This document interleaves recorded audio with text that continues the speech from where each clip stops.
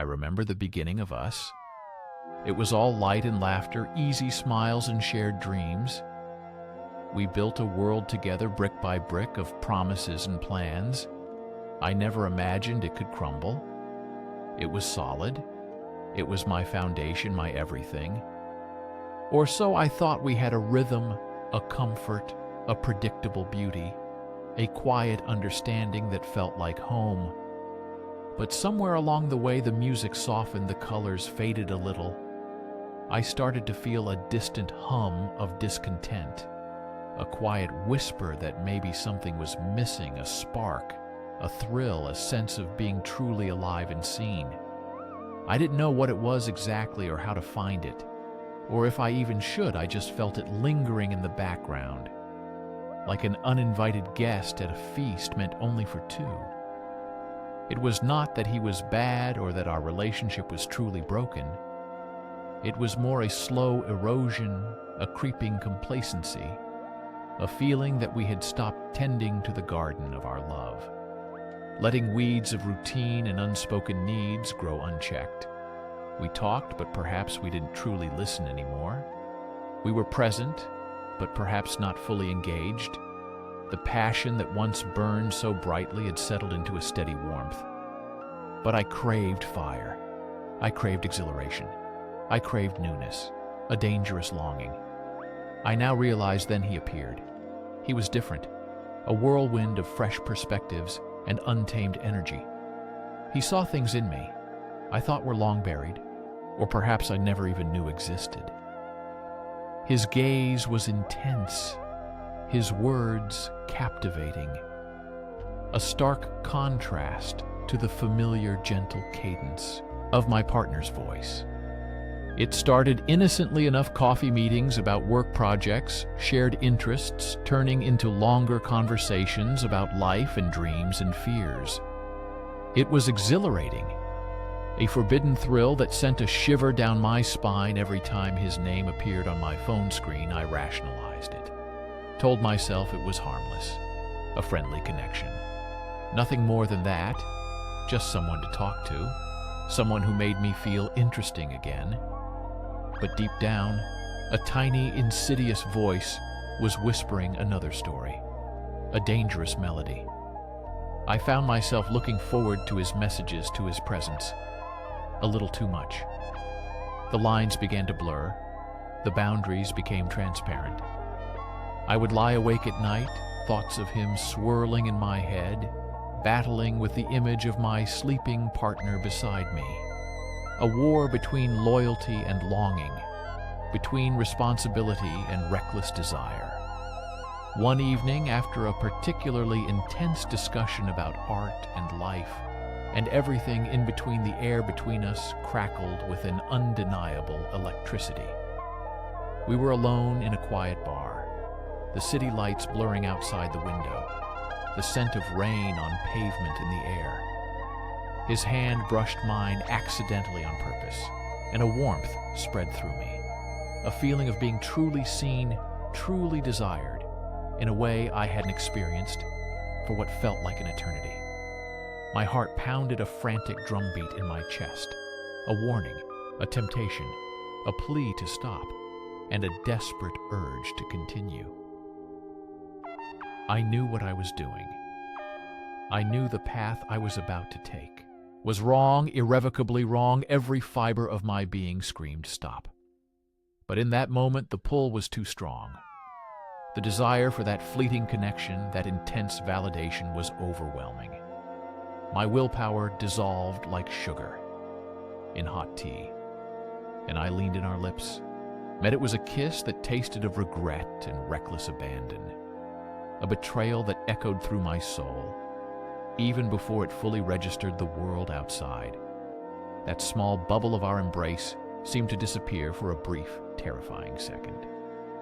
There was only us, only the stolen moment, only the destructive pleasure. The morning after was a haze of conflicting emotions. A heavy blanket of guilt suffocated me, yet a strange, unsettling lightness lingered too. A sense of something broken, but also something temporarily awakened. I looked at my partner that morning across across the breakfast table, his unsuspecting eyes full of love and trust, and I felt a physical ache in my chest, a profound sickening shame. A knot formed in my stomach and stayed there for weeks. A constant reminder, I wanted to tell him to confess everything, to purge the poison from my soul. But the words wouldn't come. They were trapped behind a wall of fear and cowardice. The secret became a constant companion, a shadow that followed me everywhere I went. It tainted every moment, every interaction, every laugh, every touch. It was a heavy weight on my conscience, distorting my perception of everything. The food lost its taste. The music lost its melody. The simple joys of life seemed muted by the thunder of my hidden truth. I started to live a double life, a master of deception, a stranger to myself. I smiled when I felt like crying. I pretended interest when my mind was miles away, lost in the labyrinth of my lies. Every shared joke, every loving gesture from my partner felt like a fresh stab of guilt, a reminder of the kindness I was betraying, the trust I was shattering. I became distant, distracted. My heart felt like it was encased in ice cold and impenetrable. I saw the confusion in my partner's eyes, the subtle questions, the unspoken hurt, the way he tried to reach out, only to be met with my emotional barricades, and it only fueled my self-loathing. I wanted to stop. I truly did. Every day. I promised myself it would be the last. But the fear of consequence, the fear of losing everything made me cling to the lie. I felt caught in a current, a river dragging me further and further away from the person I used to be, from the person I wanted to be. It was a suffocating existence, a prison of my own making built from my own poor choices and selfish desires. The truth always finds a way out eventually, like water seeping through cracks in a dam. It was a text message, a forgotten email, a small detail that didn't quite add up. He found it late one night when I was asleep or pretending to be. I heard him get up. I heard his frantic movements. I heard the sharp intake of his breath. Then, the silence that followed was terrifying, pregnant with unspoken accusations and impending doom. I opened my eyes to find him standing over me, his phone clutched in his hand, his face a mask of utter devastation and disbelief. The light leaving his eyes replaced by an icy glare of disbelief and betrayal. His face crumpled, his voice a broken whisper as he asked me to explain. The world stopped spinning for a second. The air left my lungs. All the excuses, all the carefully constructed lies evaporated into thin air, leaving only the raw, ugly truth. I confessed everything in a torrent of tears and broken words, a desperate attempt to explain the inexplicable to somehow lessen the blow. But there was no lessening. It only pure, unadulterated pain, a pain I had inflicted myself. The silence that followed was deafening, more painful than any shouted words. His hurt was palpable, a living, breathing entity in the room between us. The person I loved, the person I had promised my life to, was looking at me like I was a complete stranger, a monster. He had never truly known his trust. His respect, his love, all shattered into a million irreparable pieces. I watched as his world fell apart because of my actions, my selfishness, my weakness. There was no going back, no mending what was so profoundly broken. The relationship ended not with a bang, but with a whimper, a slow, agonizing death leaving behind only devastation and emptiness. A chasm where our future once stood. The aftermath was a period of intense solitude and self-reflection. I had to face myself, truly, for the first time. In a long time, I saw the brokenness, the flaws, the unmet needs that had led me down that path. I understood that while his newness had been alluring, it was a temporary fix for a deeper issue within myself, a void I had tried to fill with external validation instead of internal strength. I learned the hard way that true happiness doesn't come from fleeting moments of forbidden pleasure, but from honesty, integrity, and a deep respect for those you love and for yourself. I spent countless hours dissecting every moment, every decision, every lie, trying to understand the genesis of my betrayal, the root of my unhappiness. It was a painful journey of self-discovery, uncovering layers of insecurity and fear of inadequacy that I had never truly acknowledged before. The guilt lingered like a phantom limb, a constant ache that served as a cruel reminder of my mistakes. I lost him. I lost a part of myself. I lost the innocent belief in eternal love.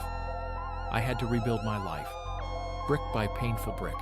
Not with promises this time, but with actions, with genuine effort to understand and to heal. It was a long and arduous journey. Learning to forgive myself was the hardest part. Even harder than seeking his forgiveness, which I knew might never come. I understood that I had inflicted an unimaginable pain, a wound that might never fully close for him. I had to accept that the consequences of my actions were not just for me, but for him too. And that was a burden I would carry forever. A testament to the ripple effect of every choice we make in life. I carried the weight of my actions, permanent scar on my soul. It changed me. It humbled me. It taught me the devastating power of betrayal and the fragility of trust. I wished I could go back to that moment in the bar to choose differently, to be stronger, to be better. But time marches on relentlessly, and some mistakes cannot be undone, only lived with and learned from. My story is a cautionary tale, a testament to the fact that choices have consequences, sometimes irreparable ones, and that the pursuit of fleeting desire can leave a trail of destruction that lasts a lifetime. It is a heavy lesson learned through pain and regret, a constant reminder to cherish what you have, to communicate openly and honestly, to nurture the connections that matter most, and to never take love for granted. Because once broken trust is a mirror shattered into 1,000 pieces, impossible to put back together exactly as it was. The shards remain sharp, ready to cut at the slightest touch. A reminder of what was lost, what was destroyed by a moment of weakness, a moment of selfish indulgence.